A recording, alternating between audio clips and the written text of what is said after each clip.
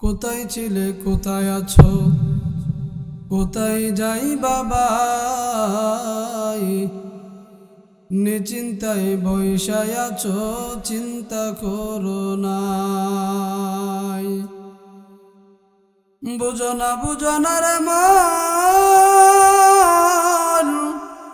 বুঝিবা একদিন সর্বহারা হইয়া তোমরা কান্দিবা যেদিন ডাইনে মাটি বামে মাটি নিচে মাটির বিছানা 3.5 হাত কবরেতে সঙ্গী সাথী পাইবানা আপন আপন কররে মন এরা কেউ তো তোমার আপন না আসল আপন শুয়ে আছেন ওই যে সোনার মদিনা বাড়ি বাড়ি কররে মন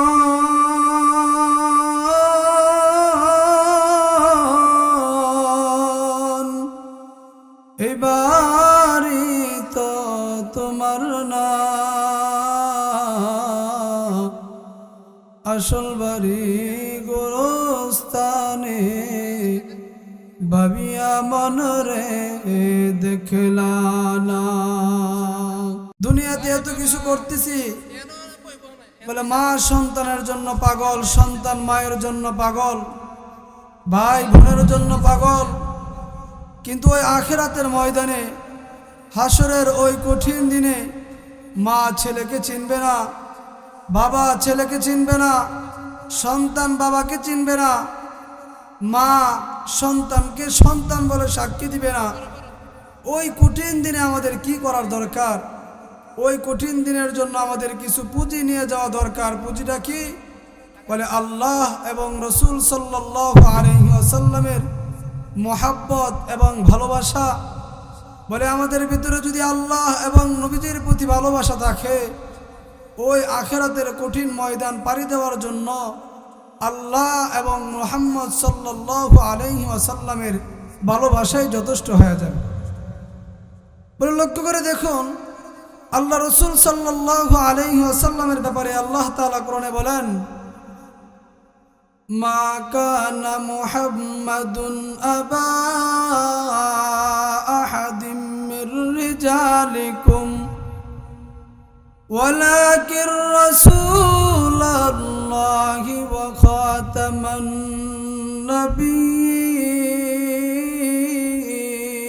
النبيين وكان الله بكل شيء عليما الله تعالى বলেন মুহাম্মদ সাল্লাল্লাহু আলাইহি ওয়াসাল্লামকে আমি আল্লাহ দুনিয়াতে পাঠাইলাম আমি আল্লাহ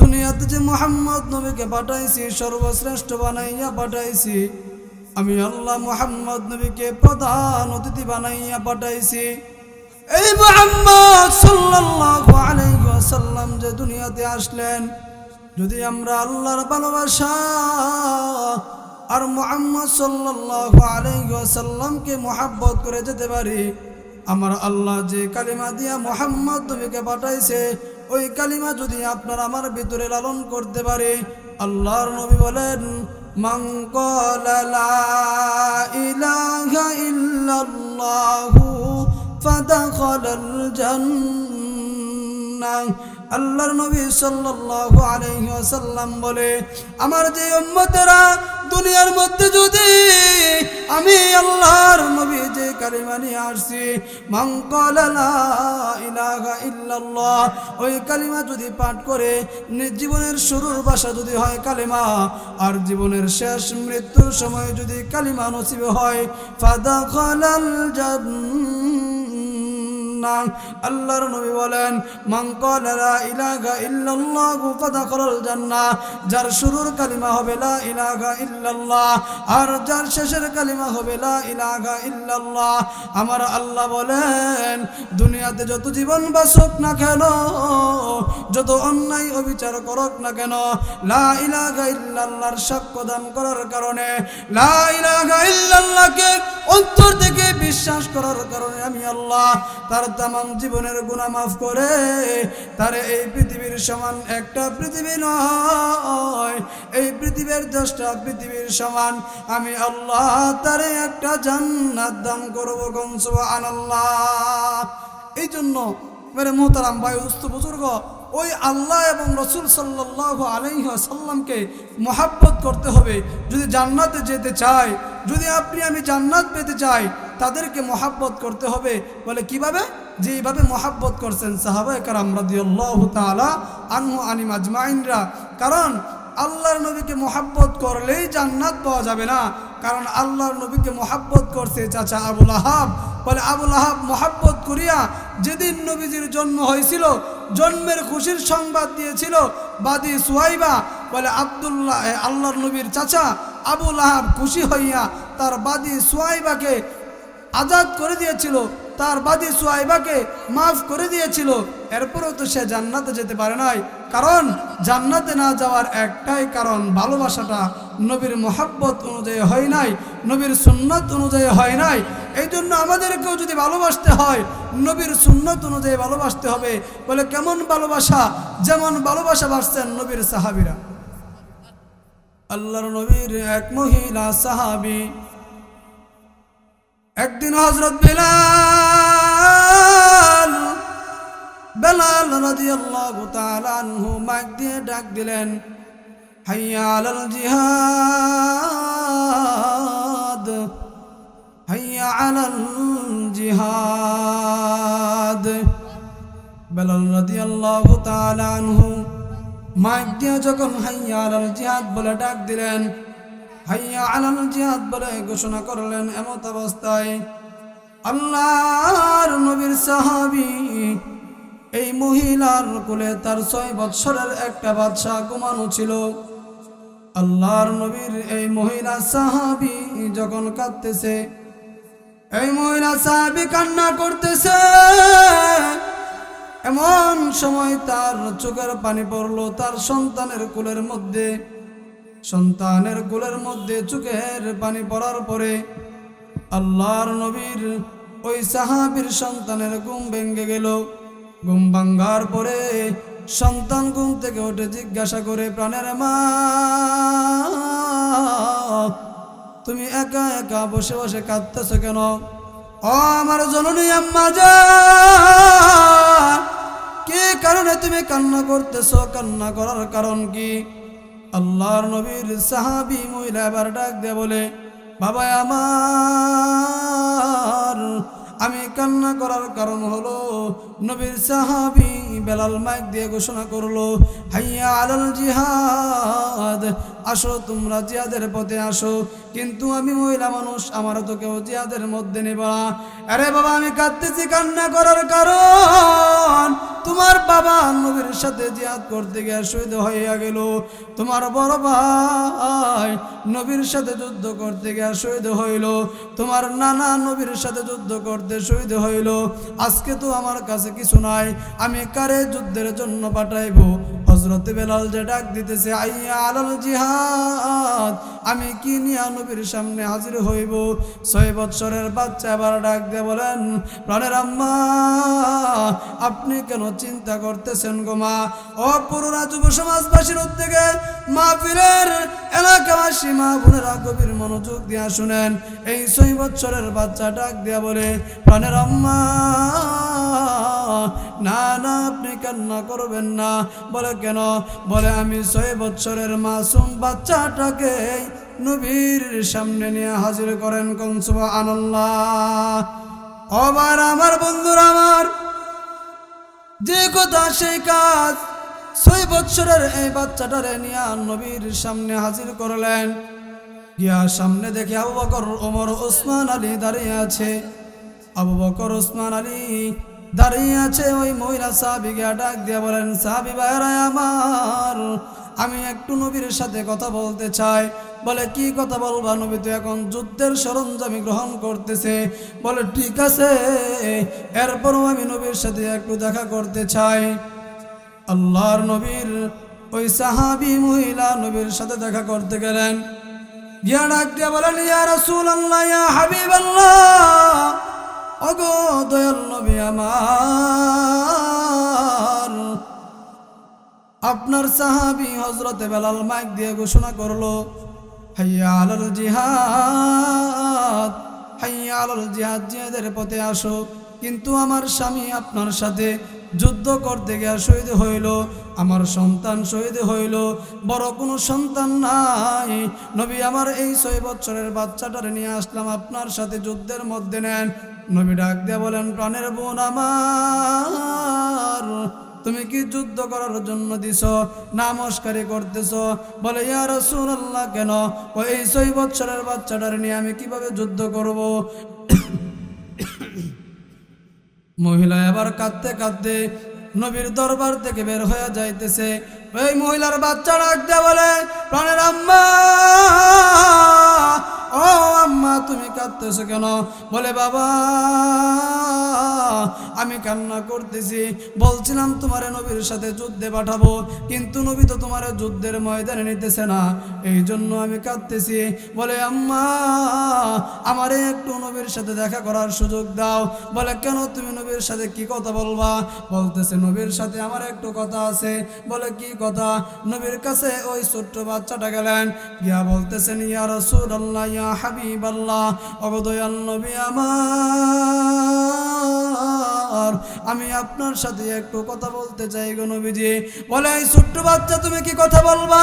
বলে, ইয়া রাসূলুল্লাহ, আমার মা আমারে নিয়ে আসছিল আপনার সাথে যুদ্ধে নিয়ে যাওয়ার জন্য, কিন্তু আমি ছোট বলে আমারে যুদ্ধে নিতেছ না। ইয়া রাসূলুল্লাহ, ইয়া হাবিবাল্লাহ, না করবেন না গো নবী আমার, আমারে আপনি যুদ্ধের ময়দানে নিয়ে যান। বলতেছে, না না, তোমারও তো নিয়ে যাওয়া যাবে না।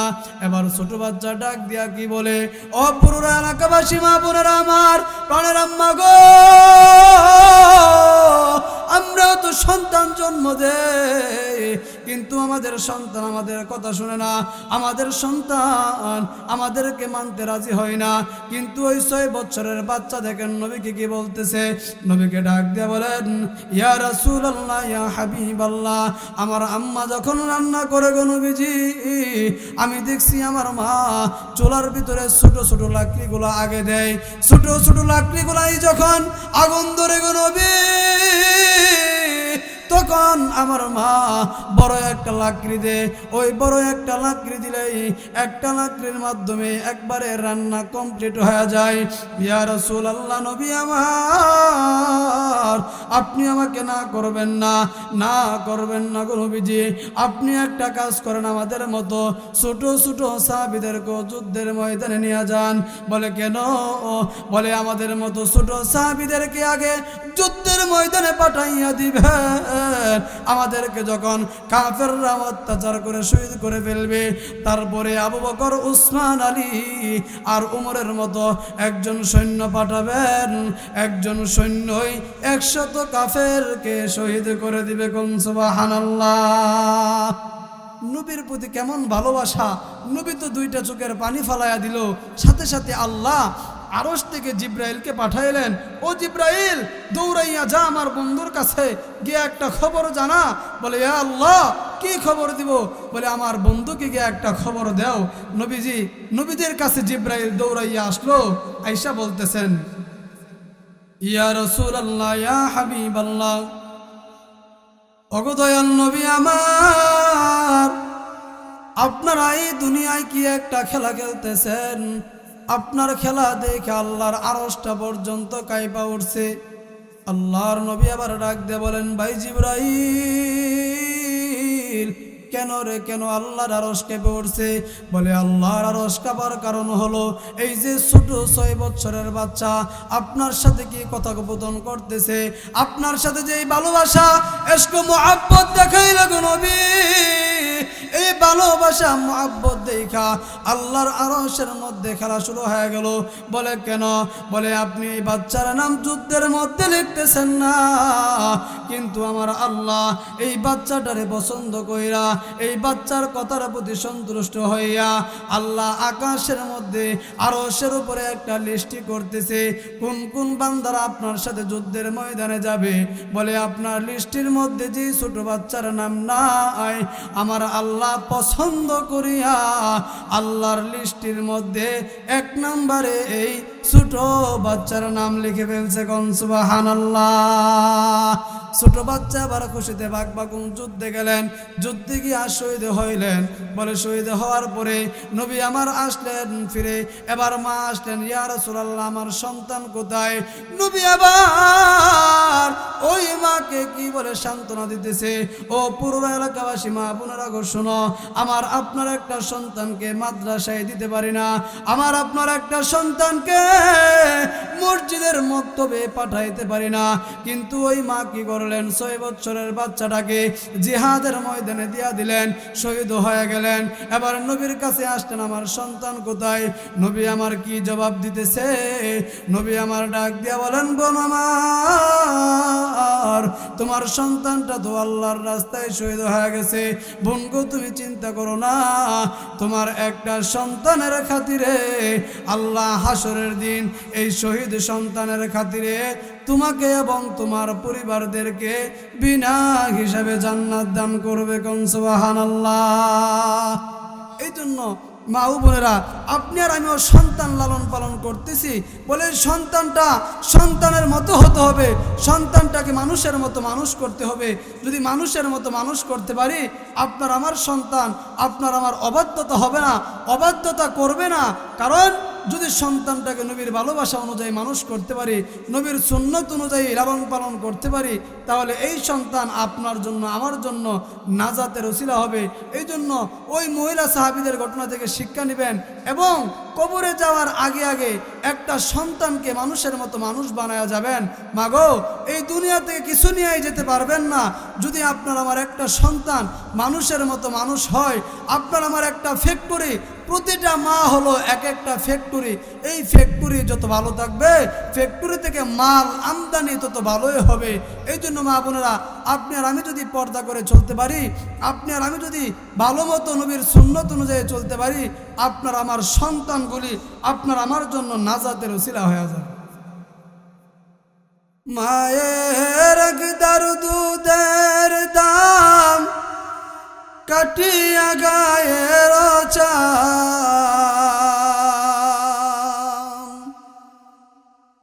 মায়ের একদার দুধের দাম কাটিয়া গায়ের চাম, পাপুষ বানাইলেও মায়ের ঋণ শুধু হবে না, মন্দ দিভাবে কেউ হবে না আমার মা গো, মন্দ দিভাবে কেউ হবে না আমার মা গো। পিতা আনন্দে মাতিয়া সাগরে ফেলিয়া সেই যে চইলা গেল ফিরাইল না, পিতা আনন্দে মাতিয়া সাগরে ফেলিয়া সেই যে চইলা গেল ফিরাইল না। মায়ে দরিয়া জটরে কত কষ্ট করে, দরিয়া জটরে কত কষ্ট করে, 10 মাস 10 দিন পরে পেল রে বেদনা, মন্দ দিভাবে কেউ হবে না আমার মা গো, মন্দ দিভাবে কেউ হবে না আমার মা গো। কি বলবো প্রসবের ব্যথা, ভাবিলে সেই কথা, কেউ তো বুঝিবে না মা গো। কি বলবো প্রসবের ব্যথা, ভাবিলে সেই কথা, কেউ তো বুঝিবে না মা গো। মায়ে টেকিয়া সন্তানের দায়, অকালে মা প্রাণ হারায়। টেকিয়া সন্তানের দায়, অকালে মা প্রাণ হারায়। কেন সেই মায়ের প্রতি ভক্তি রাখো না, এমন দরদি ভাবে কেউ হবে না আমার মা গো। এমন দরদি ভাবে কেউ হবে না আমার মা গো। মায়ের একদার দুধের দাম, কাটিয়া গায়ের ছাম, পাপুর বানাইলেও মায়ের ঋণ শোধ হবে না। এমন দরদি ভাবে কেউ হবে না আমার মা গো। এমন দরদি ভাবে কেউ হবে না আমার মা গো। সম্মানিত মা বোনেরা, আপনার আমার অনেক দাম। আল্লাহ তাআলা আপনাকে আমাকে অনেক দাম দিয়েছেন, আপনাকে আমাকে অনেক দামি বানিয়েছেন। এই জন্য বলে কোরআনের মধ্যে আল্লাহ রাব্বুল আলামিন বলেন, যেই মা যত পর্দানিশীন থাকবে, যেই মা যত পর্দার আড়ালে দেখে যত কোরআন তেলাওয়াত করবে, গর্ভের মধ্যে সন্তান রেখে যত পাক পবিত্রতা অবস্থায় থাকবে, আমার আল্লাহ ওই সন্তানকে তত বড় যুগ শ্রেষ্ঠ আল্লাহর ওলি বানায় দেবে। বলে যুগে যুগে আল্লাহ তাআলা বানিয়েছেন। যেমন আমরা ঘটনায় পাই, আল্লামা বখতিয়ার কাকি রহমতুল্লাহি আলাইহি, বখতিয়ার কাকি রহমতুল্লাহি আলাইহির মা বখতিয়ার কাকি রহমতুল্লাহি আলাইহিকে নিয়ে দিলেন মক্তবের হুজুরের কাছে। গিয়া ডাক দিয়ে বলেন, প্রাণের হুজুর, আমার এই সন্তানটারে আপনার কাছে দিয়ে যায়। আমার এই সন্তানটারে আপনি প্রাথমিক কোরআন শিক্ষা দিবেন। বখতিয়ার কাকির মা বখতিয়ার কাকি রহমতুল্লাহি আলাইহিকে মক্তবের মধ্যে দিয়া যখন আসলেন, আসার পরে বখতিয়ার কাকির উস্তাদ ডাক দিয়া বলে, বাবা বখতিয়ার, পড়ো রে বাবা, তুমি পড়ো আলিফ। বখতিয়ার কাকি রহমতুল্লাহি আলাইহি আলিফ থেকে শুরু করলেন, পড়তেছেন আলিফ, এরপরে পড়তেছেন বা, বার পরে তা, তারপরে সা, জিম, হা, খ, দাল, জাল, র, 29টা অক্ষর শেষ করলো। এবার বখতিয়ার কাকি রহমতুল্লাহি আলাইহি তার উস্তাদকে ডাক দিয়ে বলেন, ও প্রাণের উস্তাদ, আপনি একটা কোরআন শরীফ লন। বখতিয়ার কাকির উস্তাদ একটা কোরআন শরীফ লইলেন। এবার বখতিয়ার কাকি রহমতুল্লাহি আলাইহি পড়তে শুরু করলেন, আলহামদুলিল্লাহি রাব্বিল আলামিন, আর রহমানির রহিম, মালিক ইয়াউমিদ্দিন, ইয়্যাকা না'বুদু ওয়া ইয়্যাকা নাস্তাঈন, ইহদিনাস সিরাতাল মুস্তাকিম, সিরাতাল লাযীনা আন'আমতা আলাইহিম গায়রিল মাগদুবি আলাইহিম ওয়ালাদ-দাল্লিন। আলহামদুলিল্লাহ সূরা শেষ করলেন। এবার বখতিয়ার কাকি রহমতুল্লাহি আলাইহি পড়তে শুরু করলেন, আলিফ লাম মিম যালিকাল কিতাবু লা রাইবা ফীহি হুদাল লিল মুত্তাকিন। বখতিয়ার কাকি আলিফ লাম শুরু করে দ্বিতীয় নম্বর পারা সায়াকুল শুরু করলেন, 3 নম্বর পারা তিলকার রাসূল শুরু করলেন, 4 নম্বর পারা লাং তানালু এবার শুরু করলেন, 5 নম্বর পারা ওয়াল মুহসানাত শুরু করলেন, 6 নম্বর পারা লা ইউহিব্বুল্লাহ শুরু করলেন, 7 নম্বর পারা ওয়া ইযা সামিউ শুরু করলেন, 8 নম্বর পারা ওয়ালাউ আন্নানা শুরু করলেন, 9 নম্বর পারা ক্বালাল মালাউল্লাযিনা শুরু করলেন, 10 নম্বর পারা ওয়ালামু আন্নামা গনিমতুম, 11 নম্বর ইয়াতাজিরুনা, 12 নম্বর ওয়া মা মিন দাব্বা, 13 নম্বর পারা ওয়া মা উবাররিউ নাফসি, 14 নম্বর পারা রুবামা ইয়াওয়াদ্দুল্লাযিনা কাফারু, 15 নম্বর পারা সুবহানাল্লাযী আসরা বিআবদিহি লাইলা মিনাল মাসজিদিল হারাম ইলাল মাসজিদিল আকসাল্লাযী বারাকনা হাওলাহু লিনুরিয়াহু মিন আয়াতিনা ইন্নাহু হুয়াস সামিউল বাসীর।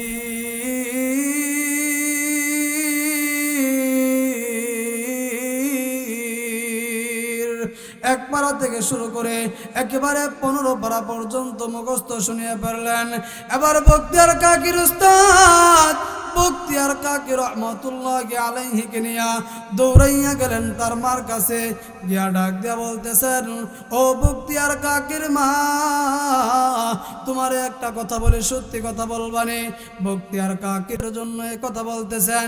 এবার বখতিয়ার কাকির মা উস্তাদের কাছে মাপ চাইতেছে, মনে মনে ভাবতেছে না জানি আমার বখতিয়ার কি বিয়াদবি করেছে। বখতিয়ার কাকি রহমতুল্লাহি আলাইহির মা যখন জিজ্ঞাসা করলেন, উস্তাদ আবার ডাক দিয়ে বলেন, বখতিয়ার কাকির মা, না না, আপনার সন্তানকে আপনি দিয়েছেন আলিফ বা শিক্ষা দেওয়ার জন্য, কিন্তু আপনার সন্তান তো আলিফ বা শুধু শিক্ষাই করে নাই, আপনার সন্তান আমার কাছে আলিফ বা পড়াইয়া শোনাইয়া 1 নম্বর পারা থেকে 15 পারা পর্যন্ত মুখস্থ শুনিয়ে ফেলছে। এটা কিভাবে হলো গো বখতিয়ার কাকির মা? এবার বখতিয়ার কাকির মা 2 ফোঁটা চোখের পানি ফালাইয়া কান্দে আর ডাক দেয়া বলে, উস্তাদ কি বলবো, ভাষা খুঁজে পাচ্ছি না। এবার উস্তাদ ডাক দিয়া বলে, ও বখতিয়ার কাকির মা, আজকে তুমি কেন কাঁদতেছো গো বখতিয়ার কাকির মা? তোমার তো কান্না করার কথা না, তুমি কেন কান্না করতেছো? বখতিয়ার কাকির মা এবার ডাক দিয়ে বলে, হুজুর, আমি কান্না করার কারণ হলো এই সন্তানটা যে আজকে 15 পারার হাফেজ হয়ে গেছে, আমার চেষ্টা কষ্ট সাধনার মাধ্যমে হয়েছে। বলে কিভাবে? বলে সন্তান যখন ছোট ছিল, সন্তান যখন আমার বুকের দুধ পান করত, সন্তানকে বুকের দুধ খাওয়াইতাম, আর মনে মনে এই সন্তানের কানের সাথে মুখ লাগাইয়া আমি কুরআন তেলাওয়াত করতাম। এই সন্তানকে কোনোদিন ওযু ছাড়া দুধ পান করাই নাই, কোনোদিন কোরআন তেলাওয়াত না শুনাইয়া দুধ পান করাই নাই। 1 পারা থেকে 15 পারা পর্যন্ত তেলাওয়াত করছি। আজকে আমি কান্না করার কারণ হলো হুজুর, 15 পারা তেলাওয়াত করার কারণে 15 পারা মুখস্থ করছে। আমি যদি 1 থেকে 30 পারা পর্যন্ত সন্তানের কানে মুখ লাগাইয়া তেলাওয়াত করতাম, আজকে আমার এই ছোট্ট বখতিয়ার 30 পারার হাফেজ হয়ে যায়। তখন সুবহানাল্লাহ। কিন্তু আজকে তো আমাদের মা বোনদের এই আমলটা নাই। কারণ আজকে যখন আমাদের মা বোনের গর্ভের মধ্যে সন্তান আসে, তখন আমাদের মা বোনেরা পেনশন পেয়ে যায়। আমাদের মা বোনেরা কোনো কাজকর্ম তো করেই না, সারাদিন সিরিয়ালের নাটক নিয়ে বসে থাকে, সারাটা দিন মনে করেন কত জাতের বাজে জিনিসগুলি মোবাইলে দেখে কোরআন তেলাওয়াত করার সময় পাই না, নামাজ পড়ার সময় পাই না, যার কারণে আজকে আমাদের সন্তানগুলিও বেলাইনে চলে। এই সন্তানগুলিও আব্দুল কাদের জিলানির মতো হয় না, এই সন্তানগুলি বখতিয়ার কাকির মতো হয় না, এই সন্তানগুলি খাজা মঈনুদ্দিন চিশতির মতো হয় না, এই সন্তানগুলি শাহজালালের মতো হয় না, শাহফরানের মতো হয় না। এই জন্য পুরুরা এলাকাবাসীর মা বোনদেরকে বলবো, মা গো, রান্না তো করতেছেন, রান্না করার পাশাপাশি কানটা এই মাইকের দিকে দিয়ে রাখেন, একটু শুনুন হুজুররা আজকে কি আলোচনা করতেছে, হুজুররা কি আলোচনা করে। এই আলোচনাগুলি শুনে নিজের জীবনে আমলের জিন্দেগিতে ফিট করার চেষ্টা করুন। হইতে পারে একদিনের খাতিরে আপনার আমার করবে যে সন্তানটাকে আল্লাহ দিবে, যদি এই কথাগুলির উপর আমল করতে পারি, আল্লাহ তাআলা হতে পারে আপনার আমার সন্তানকেও বখতিয়ার কাকির মতো, খাজা মঈনুদ্দিন চিশতির মতো, আব্দুল কাদের জিলানির মতো, শাহজালাল শাহপরানের মতো যুগ শ্রেষ্ঠ ওলি বানাইয়া দিবেন। এই জন্য মা বোনেরা, আমরা প্রত্যেকে আমাদের সন্তানগুলিকে মানুষের মতো মানুষ করব। প্রত্যেকের সন্তানদেরকে সকালে যে মক্তব পড়ানো হয় এই মক্তবগুলিতে পাঠানোর চেষ্টা করব। যদি আমাদের একটি সন্তান থাকে, এই সন্তানটাকে মাদ্রাসায় ভর্তি করার চেষ্টা করব। বলে যদি মাদ্রাসায় ভর্তি করাইতে পারি কি হবে? এই সন্তানটা মৃত্যুর পরে যখন আপনার আমার কবরের সামনে দাঁড়াইয়া দোয়া করবে, রব্বির রাহমহুমা কামা রব্বায়ানি সগীরা। আল্লাহ তাআলা ডাক দিয়া বলেন, ইয়া রাসূলুল্লাহ, ইয়া হাবিবাল্লাহ, ওগো দয়াল নবী আমার, যদি কোনো মা বাবার কবরের পাশে দাঁড়াইয়া কোনো সন্তান দোয়া করে, যদি বাবার কবরের পাশে দাঁড়াইয়া, মার কবরের পাশে দাঁড়াইয়া একটা সন্তান দুইটা হাত তুলিয়া চোখ দিয়া 2 ফোঁটা চোখের পানি ফালাইয়া যদি ডাক দে, মাবুদ, আমার বাবা দুনিয়া থেকে চলে গেছে, আমার মা দুনিয়া থেকে চলে গেছে, দুনিয়াতে থাকতে আমার মা কত আদর করছে, আমার জনম দুঃখিনী মা 10 মাস 10 দিন আমারে গর্ভে ধারণ করছে, 2টা বৎসর বুকের দুধ পান করাইছে। বলে যখন আমি বড় হয়েছি, যখন মা বেড়ানিতে যাবে, মা কোনো জায়গায় কোনো অনুষ্ঠানে যাবে, আমারে মা যখন ডাইন কুলে নিল, আমি মার ডাইন কাঁধে প্রস্রাব করে দিলাম, মা আমাকে ফালাইয়া দেয় নাই। এবার মা আমাকে বাম কুলের মধ্যে নিলেন। বাম কুলের মধ্যে নেওয়ার পরে আমি যখন মার বাম কুলের মধ্যে প্রস্রাব করে দিলাম, মা আমাকে ফালাই না। এবার মা আমাকে বুকের মধ্যে জড়াইয়া ধরলেন। 10 মাস 10 দিন যখন গর্ভের মধ্যে ছিলাম, মাঝে মধ্যে মা ঘুমাইতে গেছে, মার পেটের মধ্যে লাথি দিছি, মার আরামের ঘুম হারাম হয়ে গেছে, মা আর ঘুমাইতে পারলো না, এত কষ্ট দিলাম। ওই মা আজকে দুনিয়া থেকে চলে গেছে। মাবুদ গো, যে বাবা আমাদেরকে এত কষ্ট করে মানুষ করছে, মাথার গাম পায়ে পালাইছে, শরীরের রক্তটারে পানি বানায় ফেলছে, একটা জিনিস বাবা আমাদেরকে কষ্ট কইরা নিজে না খাইয়া আমাদেরকে খাওয়াইছে, নিজে না পয়রা আমাদেরকে পরাইছে, ঈদের মধ্যে নিজে একটা নতুন পোশাক বানায় নাই, আমাদেরকে একটা নতুন পোশাক বানায়া দিছে, নিজে এক জোড়া নতুন জুতা কিনে নাই, আমাদেরকে এক জোড়া নতুন জুতা কিনে দিছে, নিজের পকেটে টাকা আছে না কিনা ওই চিন্তা করে নাই, আমাদেরকে 100 টাকা দিয়া আমাদের মুখে হাসি ফুটাইছে। ওই আদরের বাবাটা আজকে দুনিয়া থেকে চলে গেছে। মাবুদ, আদরের বৃদ্ধ দাদা দাদি নানা নানি, ও আল্লাহ, শীতের দিন তারা কষ্ট করছে, শীতের দিন নিজে কষ্ট করছে, কিন্তু আমাদেরকে চাদর দিয়া মুড়ি মাইরা ধুইয়া রাখছে, লা ইলাহা ইল্লাল্লাহ জিকির করছে, তোমার নামের গান আমাদেরকে শোনাইছে। মাবুদ গো, ওই আদরের দাদা দাদি নানা নানি আজকে দুনিয়া থেকে চলে গেছে। আল্লাহর নবীকে আল্লাহ ডাক দিয়ে বলেন, ইয়া রাসূলুল্লাহ, ইয়া হাবিবাল্লাহ, ওগো দয়াল নবী আমার, যদি কোনো কবরের পাশে দাঁড়াইয়া আদরের মা বাবার জন্য, দাদা দাদির জন্য, নানা নানির জন্য যদি কেউ 2টা হাত বাড়াইয়া রব্বির রাহমহুমা কামা রব্বায়ানি সগীরা, বলে এই দোয়াটা করে বলে দোয়া পড়তে দেরি হবে, আমি আল্লাহ কবরস্থানের মুর্দাদের কবরের আযাব মাফ করতে দেরি করব না। কোন সুবহানাল্লাহ।